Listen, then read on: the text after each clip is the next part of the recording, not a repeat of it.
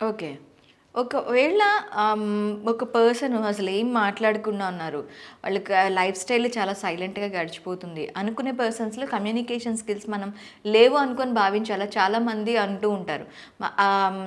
ఎక్కువగా పెయిర్స్‌లో ఈ ప్రాబ్లమ్ వస్తుంది. మా పార్ట్నర్ నాతో సరిగ్గా మాట్లాడడం లేదు. ఒక మాట 10 మాటలు మాట్లాడితే ఒక్క మాట మాట్లాడడం కష్టం అని అంటారు. వీళ్ళకి కమ్యూనికేషన్ స్కిల్ ల్యాగా? లేకపోతే దే బిహేవ్ లైకా?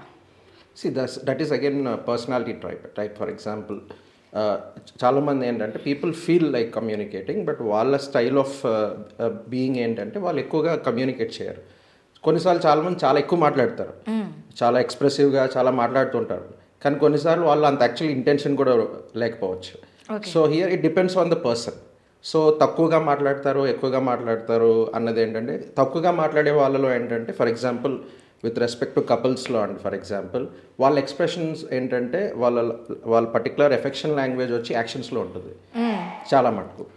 కొంతమందిలో ఏంటంటే అది వర్డ్స్లో ఎక్కువ ఎక్స్ప్రెస్ చేస్తారు, కొంతమందికి ఆ రెండింటికి కాంబినేషన్ ఉంటుంది. It depends on the person and how that person upbringing ఎలా ఉంది, వాళ్ళ ఎక్స్పీరియన్సెస్ దాన్ని బట్టి అది షేప్ అయి ఉంటుంది.